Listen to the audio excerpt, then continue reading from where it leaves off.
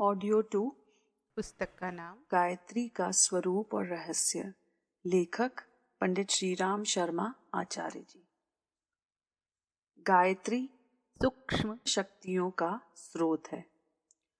पिछले पृष्ठों पर बताया जा चुका है कि एक से अव्ययी निर्विकार अजर अमर परमात्मा की एक से अधिक हो जाने की इच्छा ही शक्ति बन गई। इस इच्छा स्फूर्णा या शक्ति को ही ब्रह्म ने कहते हैं। इस प्रकार ब्रह्म एक से दो हो गया। अब उसे लक्ष्मी नारायण, सीता राम, राधे श्याम, उमा महेश, शक्ति शिव, माया ब्रह्म, प्रकृति परमेश्वर आदि नामों से पुकारने लगे। इस शक्ति के द्वारा अनेक पदार्थों तथा प्राणियों का निर्माण होना था। इसलिए उसे भी 3 भागों में अपने को विभाजित कर देना पड़ा, ताकि अनेक प्रकार के सम्मिश्रण तैयार हो सकें और विविध गुण कर्म स्वभाव वाले जड़ चेतन पदार्थ बन सके। ब्रह्म शक्ति के 3 टुकड़े हैं, सत रज तम। इन 3 नामों से पुकारे जाते हैं। सत का अर्थ है ईश्वर का दिव्य तत्व, तम का अर्थ है निर्जीव पदार्थों में परमाणुओं का अस्तित्व, रज का अर्थ है जड़ पदार्थों और ईश्वरीय दिव्य तत्व के सम्मिश्रण से उत्पन्न हुई आनंददायक चैतन्यता। यह 3 तत्व स्थूल सृष्टि के मूल कारण हैं। इनके उपरांत स्थूल उत्पादन के रूप में मिट्टी, पानी, हवा, अग्नि, आकाश, ये 5 स्थूल तत्व और उत्पन्न होते हैं। इन तत्वों के परमाणुओं तथा उसकी शब्द, रूप, रस, गंध, स्पर्श, तन मात्राओं द्वारा सृष्टि का सारा कार्य चलता है। प्रकृति के 2 भाग हैं, सूक्ष्म प्रकृति जो शक्ति प्रवाह के रूप में है, प्राण प्रकृति जिससे दृश्य पदार्थों का निर्माण होता है। परमाणुमय है। यह मिट्टी, पानी, हवा आदि 5 तत्वों के आधार पर अपनी गतिविधि जारी रखते हैं। उपयुक्त पंक्ति के पाठक समझ गए होंगे कि पहले एक ब्रह्मा था, उसकी स्फूर्णा से आदि शक्ति का आविर्भाव हुआ। इस आदि शक्ति का नाम ही गायत्री है। जैसे ब्रह्मा ने अपने 3 भाग कर लिए हैं, सत जिसे रिम या सरस्वती कहते हैं, रज जिसे श्रीम या लक्ष्मी कहते हैं, तम जिसे क्लीम या काली कहते हैं। वस्तुतः सत और तम 2 ही विभाग हुए थे। इन दोनों के मिलने से जो धारा उत्पन्न हुई वह रज कहलाती है। जैसे गंगा यमुना जहां मिली हैं, वहां उनकी मिश्रित धारा को सरस्वती कहते हैं। सरस्वती जैसी कोई पृथक नदी नहीं है। जैसे इन 2 नदियों के मिलने से सरस्वती हुई, वैसे ही सत और तम के योग से रज उत्पन्न हुआ। यह त्रिविधा प्रकृति कहलाई। अद्वैतवाद, द्वैतवाद, त्रैतवाद का बहुत झगड़ा सुना जाता है। वस्तुतः यह समझने का अंतर मात्र है। ब्रह्म, जीव, प्रकृति ये तीनों ही अस्तित्व में है। पहले एक ब्रह्म था, यह ठीक है, इसलिए अद्वैतवाद भी ठीक है। पीछे ब्रह्म और शक्ति 2 हो गए, इसलिए द्वैतवाद भी ठीक है। प्रकृति और परमेश्वर के संस्पर्श से जो रसानुभूति और चैतन्यता मिश्रित रज सत्ता उत्पन्न हुई वह जीव कहलाई। इस प्रकार त्रैतवाद भी ठीक है। मुक्ति होने पर जीव सत्ता नष्ट हो जाती है। इससे यह स्पष्ट होता है कि जीवधारी की जो वर्तमान सत्ता मन, बुद्धि, चित्त, अहंकार के ऊपर आधारित है, एक मिश्रण मात्र है। तत्व दर्शन के गंभीर विषय में प्रवेश करके आत्मा के सूक्ष्म विषयों पर प्रकाश डालने का यह अवसर नहीं है।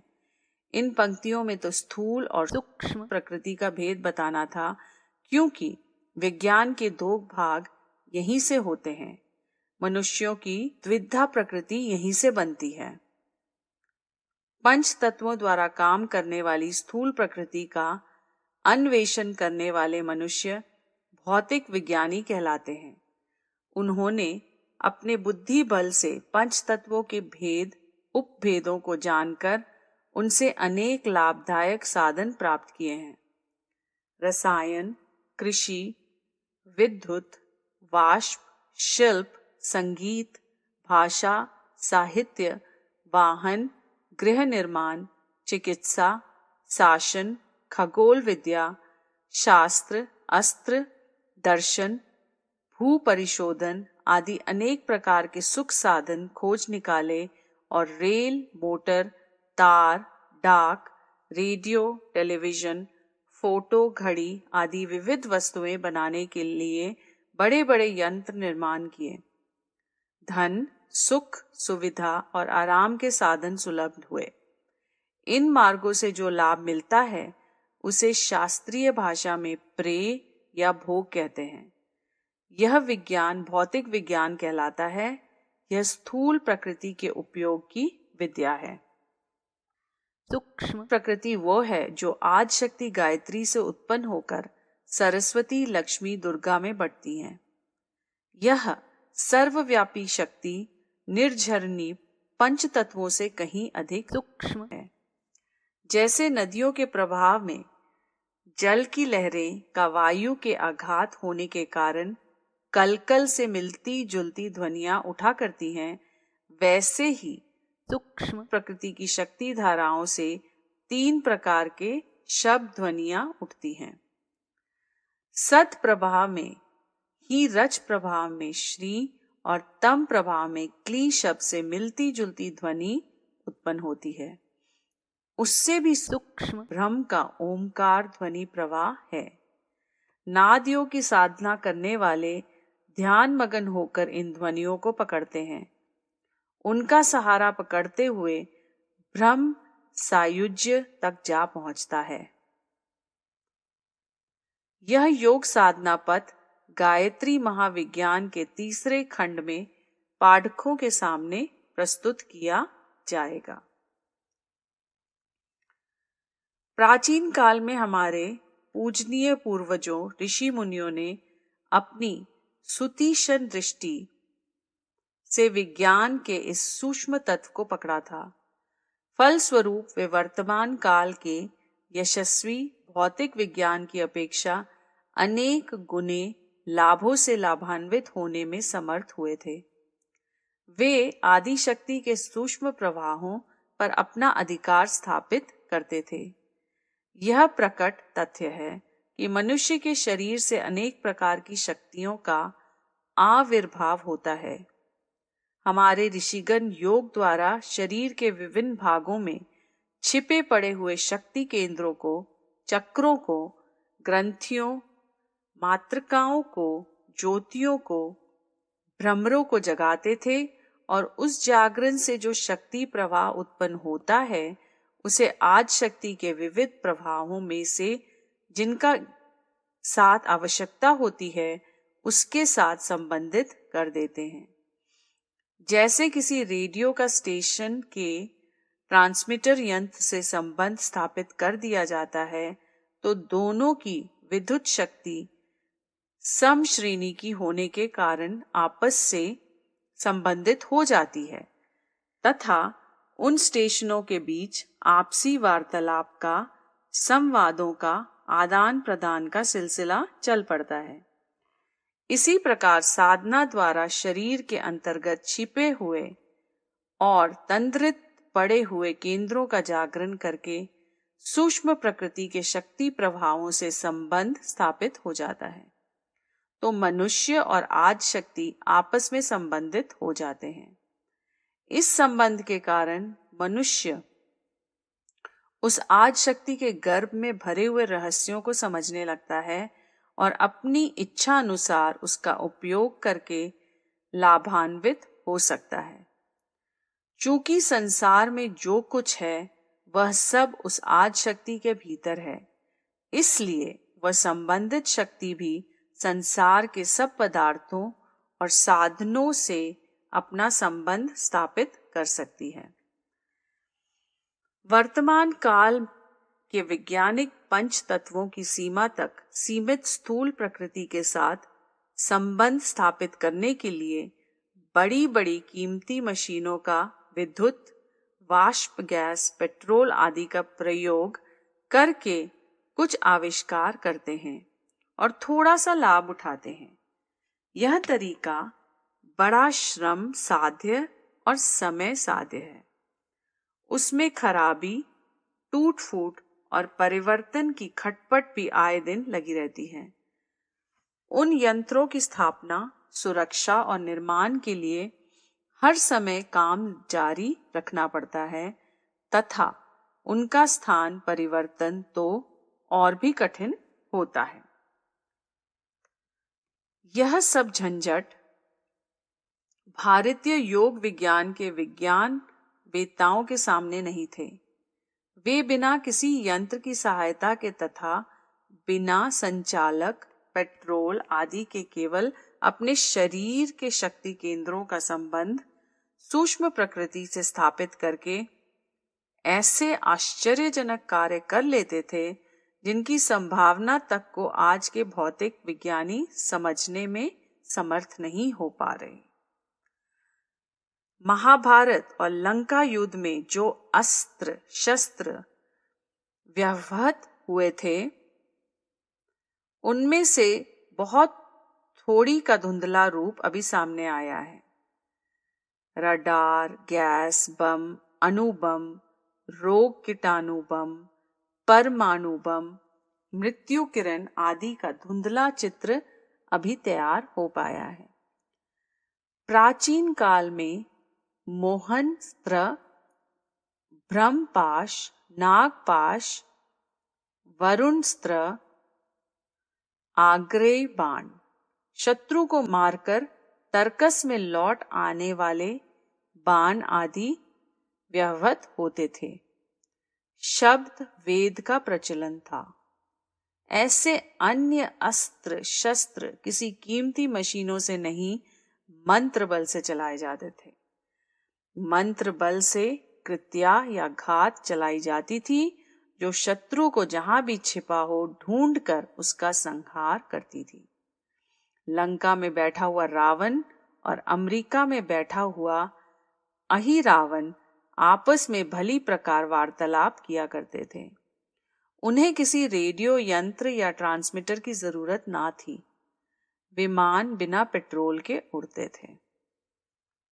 अष्ट सिद्धि और नव निधियों का योग शास्त्र में जगह जगह पर वर्णन है। अग्नि में प्रवेश करना, जल पर चलना, वायु के समान तेज दौड़ना, अदृश्य हो जाना, मनुष्य से पशु पक्षी और पशु पक्षी से मनुष्य का शरीर बदल लेना, शरीर को बहुत छोटा या बड़ा, बहुत हल्का या भारी बना लेना, शाप से अनिष्ट उत्पन्न कर देना, वरदानों से उत्तम लाभों की प्राप्ति, मृत्यु को रोक लेना, पुत्रेष्टि यज्ञ, भविष्य का ज्ञान, दूसरों के अंतस की पहचान, क्षण भर में यथेच धन, ऋतु नगर, जीव जंतुगण, दानव आदि उत्पन्न कर लेना, समस्त ब्रह्मांड की हलचलों से परिचित होना, किसी वस्तु का रूपांतरण कर देना, भूख प्यास सर्दी गर्मी पर विजय, आकाश में उड़ना, अनेकों आश्चर्य भरे कार्य केवल मंत्र बल से, योग शक्ति से, अध्यात्म विज्ञान से होते थे और उन वैज्ञानिक प्रयोजनों के लिए किसी प्रकार की मशीन, पेट्रोल, बिजली आदि की जरूरत ना पड़ती थी। यह कार्य शारीरिक, विद्युत और प्रकृति के सूक्ष्म प्रवाह का संबंध स्थापित कर लेने पर आसानी से हो जाते थे। यह भारतीय विज्ञान था जिसका आधार था साधना। साधना के द्वारा केवल तम तत्व से संबंध रखने वाले उपयुक्त प्रकार के भौतिक चमत्कार ही नहीं होते, वरन रज और सत क्षेत्र के लाभ एवं आनंद भी प्रचुर मात्रा में प्राप्त किए जा सकते थे। हानि, शोक, वियोग, आपत्ति, रोग, आक्रमण, विरोध, आघात आदि विभिन्न परिस्थितियों में पड़कर जहां साधारण मनोभूमि के लोग मृत्यु तुल्य मानसिक कष्ट पाते थे, वहां आत्मशक्तियों के उपयोग की विद्या जानने वाला व्यक्ति विवेक, ज्ञान, वैराग्य, साहस, आशा और ईश्वर विश्वास के आधार पर इन कठिनाइयों को हंसते हंसते आसानी से काट लेता था और बुरी अथवा साधारण परिस्थितियों में भी अपने आनंद को बढ़ाने का मार्ग ढूंढ लेता था। वह जीवन तो इतनी मस्ती, प्रफुल्लता और मजेदारी के साथ बीतता था जैसे कि बेचारे करोड़पति को भी नसीब नहीं हो सकता था। जिसका शारीरिक और मानसिक स्वास्थ्य आत्मबल के कारण ठीक बना हुआ हो, उसे बड़े बड़े अमीरों से भी अधिक आनंदमय जीवन बिताने का सौभाग्य अनायास ही प्राप्त हो जाता है। रज शक्ति का उपयोग जानने का यह लाभ भौतिक विज्ञान द्वारा मिलने वाले लाभों की अपेक्षा कहीं अधिक महत्वपूर्ण है। सत तत्वों के लाभों का वर्णन करना तो लेखनी और वाणी दोनों की ही शक्ति के बाहर है। ईश्वरीय दिव्य तत्वों की जब आत्मा में वृद्धि होती है तो दया, करुणा, प्रेम, मैत्री, त्याग, संतोष, शांति, सेवा भाव, आत्मीयता, सत्यनिष्ठा, ईमानदारी, संयम, नम्रता, पवित्रता, श्रमशीलता, धर्म, परायणता आदि सद्गुणों की मात्रा दिन दिन बड़ी तेजी से बढ़ती जाती है। फल स्वरूप संसार में उसके लिए प्रशंसा, कृतज्ञता, प्रत्युपकार, श्रद्धा, सहायता, सम्मान के भाव बढ़ते हैं और उसे प्रत्युपकार से संतोष करते हैं। इनके अतिरिक्त ये सद्गुण स्वयं इतने मधुर हैं कि जिस हृदय में इनका निवास होता है वहां आत्म संतोष की शीतल निर्झरणी सदा बहती रहती है। ऐसे लोग चाहे जीवित अवस्था में हो चाहे मृत अवस्था में, उन्हें जीवन मुक्त, स्वर्ग, परमानंद, आत्मदर्शन, प्रभु प्राप्ति, ब्रह्म निर्वाण, तुरई अवस्था, निर्विकल्प समाधि का सुख प्राप्त होता रहता है। यही तो जीवन का लक्ष्य है। इसे पाकर आत्मा परितृप्ति के आनंद सागर में निमग्न हो जाती है।